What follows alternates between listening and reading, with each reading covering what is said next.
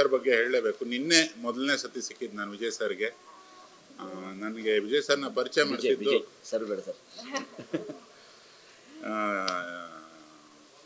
ಭುವನ್ ಮತ್ತು ಹರ್ಷಿತಾ ಅವರು ಪರಿಚಯ ಮಾಡಿಸಿದ್ರು. ಒಂದು ಸತಿ ಸಿಗೋಣ ಸರಿಗೆ ಅಂದರೆ ತುಂಬ ಅಡ್ವೆಂಚರಸ್ ಯೋಚನೆಗಳಿಟ್ಕೊಂಡು ಸಾಕಷ್ಟು ಸಿನಿಮಾಗಳಿಗೆ ಪ್ಲ್ಯಾನ್ ಮಾಡ್ತಿರೋ ಒಂದು ಬ್ರಿಲಿಯಂಟ್ ಮಾರ್ಕೆಟಿಂಗ್ ಮೈಂಡ್ ಅವ್ರದ್ದು. ನಾನು ಬಂದೆ, ಕೂತ್ಕೊಂಡೆ, ಇವರು ಮಧ್ಯೆ ಮಾತಾಡ್ತಿದ್ರು, ಫೋನ್ ಹಿಡ್ಕೊಳ್ತಾ ಇದ್ರು.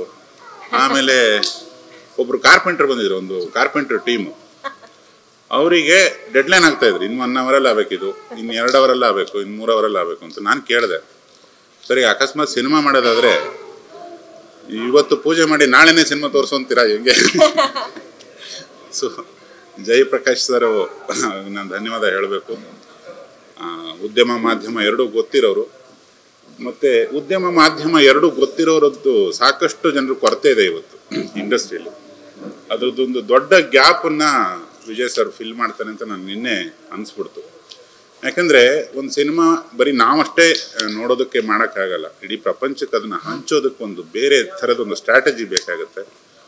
ಅದೆಲ್ಲ ತುಂಬ ವಿಶೇಷವಾಗಿದೆ ವಿಜಯ್ ಸರಲ್ಲಿ. ಅವರಿಗೊಂದು ರಾಯಲ್ ಸೆಲ್ಯೂಟ್ ಈ ಕನ್ನಡ ಉದ್ಯಮದ ಪರವಾಗಿ. ಇನ್ನು ಮಿಕ್ಕಿದಂಗೆ ಭುವನ್ ಈಗ ಏನಾರ ಮೈಕ್ ಕೊಟ್ಬಿಟ್ರೆ ಬೆಳಕರಿಸ್ಬಿಡ್ತಾನೆ. ದೇಶ ವಿದೇಶ ತುಂಬ ಸುತ್ತಾಡಿದ್ದಾನೆ. ನಾನು ನಟರಲ್ಲಿ ನಾರ್ಮಲಿ ಒಂದು ಸೆನ್ಸನ್ನು ಹುಡುಕ್ತಾ ಇರ್ತೇನೆ. ಒಂದು 5 ನಿಮಿಷ ತಡ್ಕೊಬೋದಾ, ಇನ್ನು 10 ನಿಮಿಷ ತಡ್ಕೊಬೋದಾ, ಎಷ್ಟೊತ್ತು ಮಾತಾಡ್ತಾರೆ, ಏನು ಕತೆ ಅಂತೆಲ್ಲ ಸುಮ್ಮನೆ ಕೇಳಿಸ್ಕೊಳ್ಳೋದು ನನ್ನ ಅಭ್ಯಾಸ. ಇವನು ಶುರು ಮಾಡ್ದ ಅಂದರೆ ಮುಗಿಸೋದೇ ಇಲ್ಲ, ಬಟ್ ಎಲ್ಲ ಪ್ರತಿ ವಿಷಯದಲ್ಲೂ ಏನೋ ಒಂದು ಇಟ್ಟಿರ್ತಾನೆ. ನನಗೆ ಇವನು ಹೇಳಿದ್ದು ಒಂದು ಇನ್ಸಿಡೆಂಟು ತುಂಬ ಇಷ್ಟ ಆಯಿತು. ಇವನು ಯಾರೋ ಒಬ್ಬ ಫ್ರೆಂಡು ಅಮೇರಿಕಾದಲ್ಲಿ ಒಂದು ಕಪ್ಪೆದೇನೋ ಪಲ್ಯ ತಿನ್ನಿಸಿದಂತೆ, 1 ನಿಮಿಷಕ್ಕೆ ಕಪ್ಪೆ ಆಗ್ಬಿಟ್ಟಿದೆ ಅಂತ. ಇಂಥವು ಏನೇನು ಮಾಡಿದೆಯಾ ಹೇಳು ಅಂತ ಹೇಳಿದೆ. ನಿನ್ನೆವರೆಗೆ ಹೇಳಿದ್ದೇನೆ, ಅದನ್ನೆಲ್ಲ ನೆಕ್ಸ್ಟ್ ಹೇಳ್ತೀನಿ. ಸೊ ಒಬ್ಬ ಸೆನ್ಸಿಬಲ್ ನಟನಾಗಿ ಮತ್ತು ಹೃದಯದಿಂದ ನಟನೆನ ಕಲ್ತಿದ್ದಾನೆ. ಅಲ್ಲಿ ಇಲ್ಲಿ ಅಲ್ದಾಡಿ ಹೊರದೇಶದಲ್ಲಿ ಒಬ್ಬ ಮಹಾನ್ ನಟರದ್ದೊಂದು ಇನ್ಸಿಡೆಂಟ್ ಹೇಳ್ತಾನೆ ಅವನ ಬಾಯಲ್ಲೇ ಕೇಳಿ. ಸೊ ಒಂದು ಆ್ಯಂಬಿಷನ್, ಒಂದು ದೂರದ ನಡಿಗೆ ನಡೀತೀನಿ ನಾನು, ನಟನೆ ಅಂದರೆ ಅದ್ರ ಬೆನ್ನು ಹತ್ತೀನಿ ಅನ್ನೋದು ತುಂಬ ಟೇಬಲ್ ಕುಟ್ಟಿ ಎಲ್ಲ ಮಾತಾಡಿದ್ದಾನೆ. ಹಂಗಾಗಿ ಹೋಗಿ ಈ ಹಲೋ 1 2 3 ಇವತ್ತು ಇವನ ಸಹೃದಯತೆ, ಹರ್ಷಿತಾ ಅವ್ರ ಸಹೃದಯತೆ ಮತ್ತು ವಿಜಯ್ ದಂಪತಿಗಳ ಒಂದು ಗುಡ್ ಹಾರ್ಟೆಡ್ನೆಸ್ಸಿಗೆ ಶುರು ಆಗಿದೆ. ಸಕಲರಿಗೂ ಮತ್ತೊಮ್ಮೆ ಧನ್ಯವಾದ. ಮತ್ತೊಮ್ಮೆ ಕೇಳ್ತೀನಿ, ಕ್ಷಮಿಸಿ, ತುಂಬ ತಡವಾಯಿತು ಮಳೆ ಮತ್ತು ಟ್ರಾಫಿಕ್ ಜಾಮ್ನಿಂದ. ಹಾಗೆ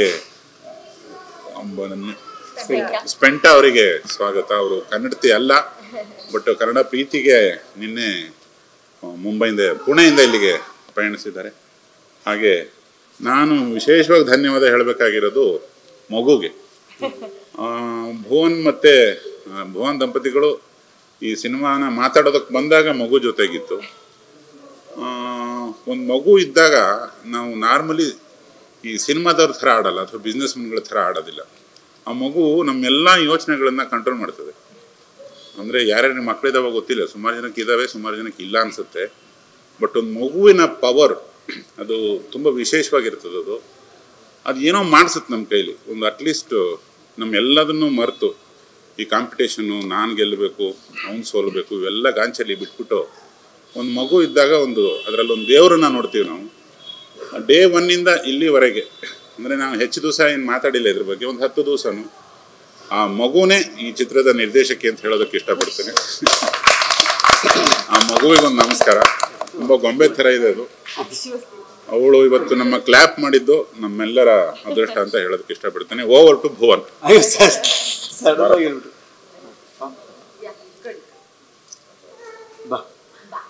ಮಾತಾಡಿದ್ದಾರೆ ಬೇಕಾ? ಅವ್ರು ಮಾತಾಡಲಿ. ಮಾತಾಡಿ. ಚಾಂಕು